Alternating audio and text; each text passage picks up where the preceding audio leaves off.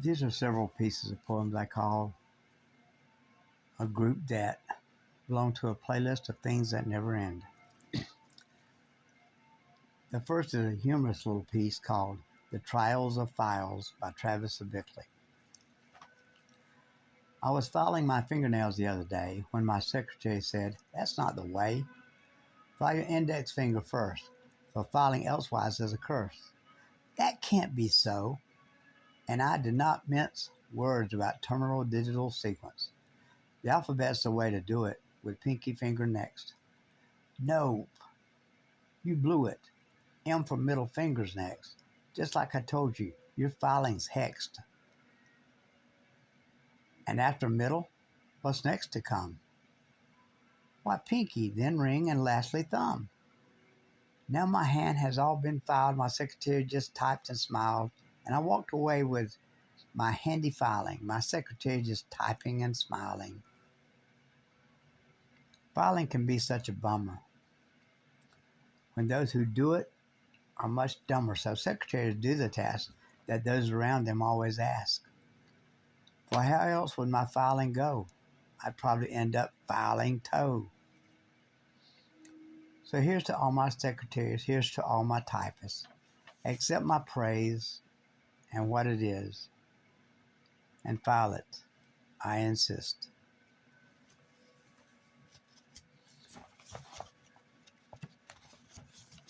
Next, this is a bit of a tribute to Paul McCartney. I call it Calling Paul, Sing McCartney by Travis Bickley.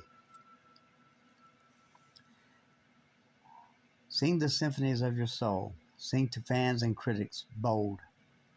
This is the music there is no word for. When the voice choir sails beyond the beaches and breakers of Wales, when the mist of time lifts their lilting hearts in the telling of the tale, your standing stone will stand, and it will stand long, and it will stand alongside the company of giants, Beethoven, Brahms, Bach, and the Beatles. Your musical soul is pliant. The sound is not reliant upon a critic's voice, but the listening souls.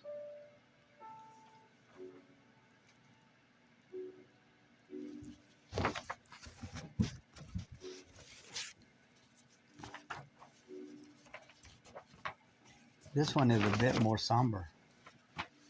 It's called Falling for Some Time by Travis Bickley.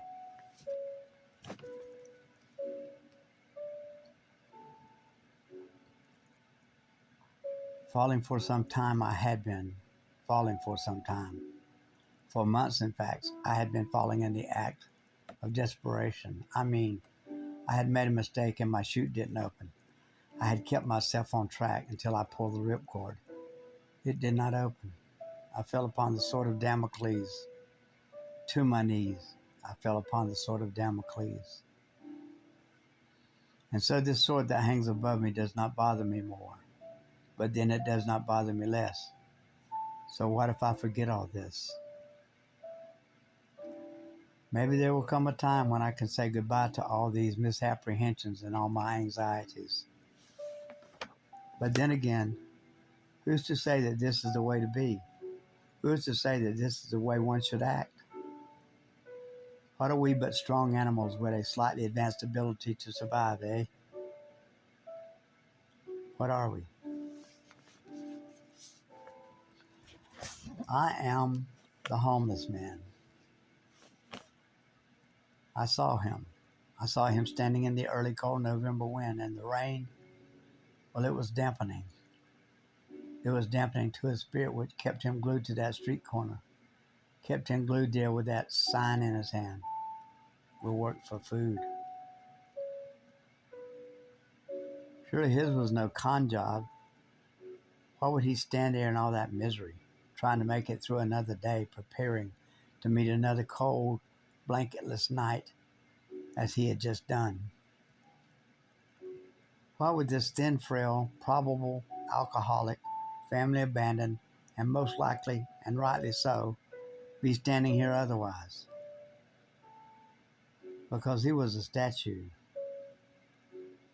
a statue to humanity's inhumanity and inability to prevent the same. Oh yeah, he was a statue. That's what it was.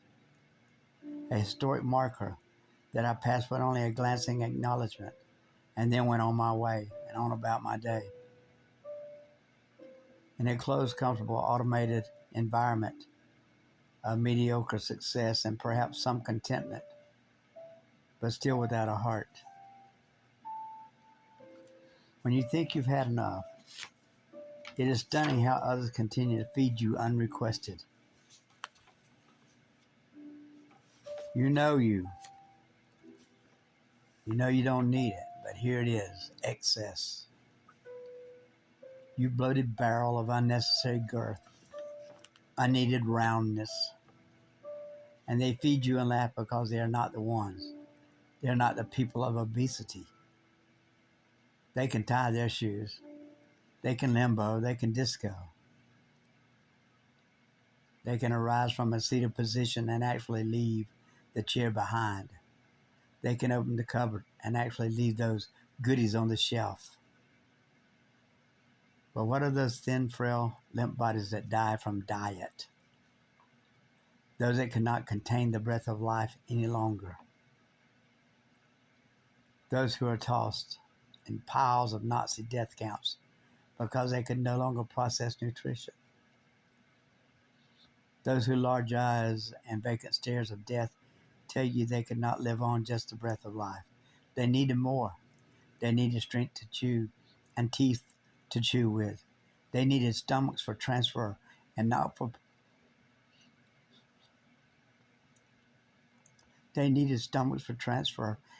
bloated hunger.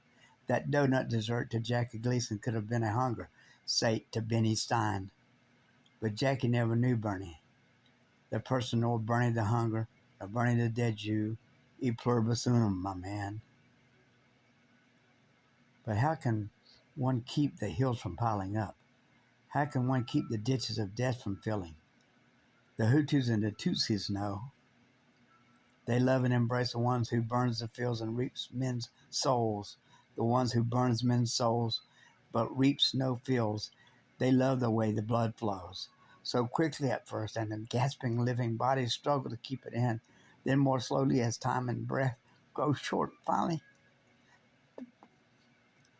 the bright red darkness and the thick burgundy surf of death stop altogether. And Rwanda bathes in the gore of death, the glory of death. They push death down the river's red. They pile it on the banks. They fertilize the grassy savannas with its rotting meat. I must be in heaven. My glistening eyes are shining brightly with the brilliant rays of rain. It's so good to see Clarice again. So good to see Wesley again. It's so good to see Shirley again, to see Revis again. I have cast myself out into the cold. I have been wrong, so I'm told, and we are all told. I must repent. I must make amends, must get it right if I'm to sleep at night. All the anger I feel, ironically, has been due to all the love for you I have, all the wonders I have seen, being raised, graced by your presence.